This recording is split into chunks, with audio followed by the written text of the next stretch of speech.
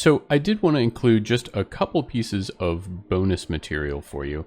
One of the things that I wanted to look at are these kind of internal structures, right? So we have these sort of like linear internal sort of circuits, if you will. If I wanted to make that, say, a little bit more organic, there's some really interesting things that we can do inside of Houdini. So what I'm going to do is basically split off another branch off of my peak SOP here.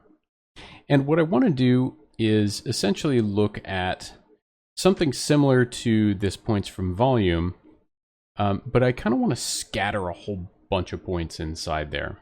And in order to do that, what I need is to make this into a volumetric surface. So I'm going to use an ISO offset for that. I'm just going to plug that right into the peak SOP here. And you'll see what that does is it turns it into sort of a gas cube, right?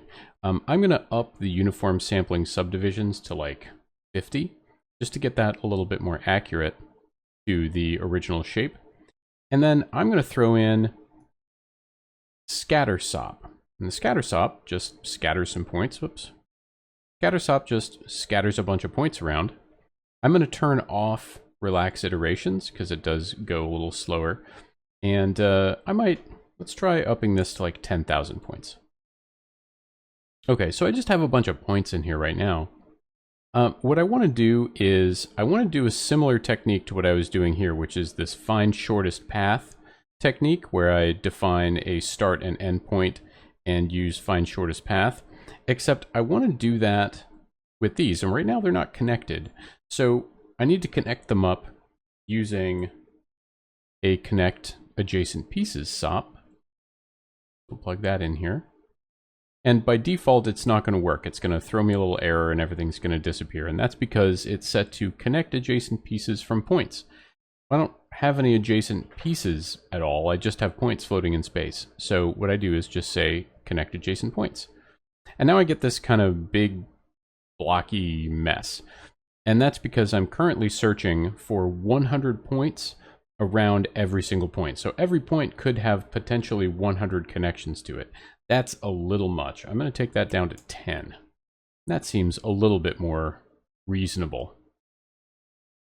Okay, so now I need to define a start and end point for this. I'm just going to grab my group expression from over here and bring that in. And I'm cool with the endpoint, but I think I want to start only in the center. So I'm actually going to get rid of the start group here, and I'm going to define my own start group using a group SOP. I'm going to throw that in here. And we're going to make sure that this is set to points, and we're going to say start is the group. And by default, it's just putting all the points in there. That's not what I want. So I'm going to turn off this. I'm going to say keep in bounding regions. I'm going to turn this on. And we aren't going to do a box. We're going to do a bounding sphere. And you can see what that does is it basically makes a sphere in the middle of this shape. And it puts all of the points that are contained within that sphere into the start group. So I'm going to shrink that sphere down a bit. So I only have just a few points in my start group. So that works pretty well. So I have a start and an end group. And end group is basically just randomized, just like before. So I'm going to throw in the find shortest path. And we're going to click on that. There we go. So that's already looking kind of organic and cool, like sort of neurons or something, right? So we have our very boxy geometric sort of circuit lines, and then over here we've got some neurons or whatever. And that's cool, but I want to make these even more organic. And there are a few ways I could do it, but I'm gonna use a convert SOP. So throw in a convert SOP, and we're going to convert these lines from polygons to NURBS curves.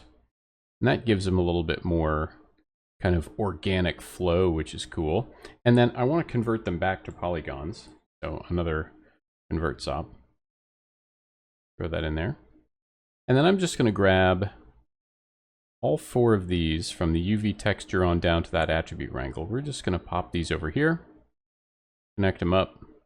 So now we've got a very organic kind of internal structure. And so for the path on this, I'm going to call this internals organic. And we'll just go ahead and connect that up to the output over here on the merge. So that way they'll get output as well if we wanted them to on the next time we export this.